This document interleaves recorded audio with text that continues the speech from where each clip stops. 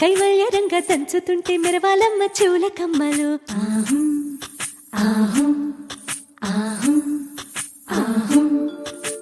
తీగె నడుములు గంగ పంచు ముత్తైదు వాళ్ళు వంగి వంగి పోటేయండి వెండి రొకళ్ళు. పూల బుట్టాలు దాచే పట్టు జాకెట్టు చెమట పట్టుతుంటే ఊరించాలి మగాళ్ళ కళ్ళు. సువి సువి సువి సువి సువి సువి సువి సువి సువి సువి సువి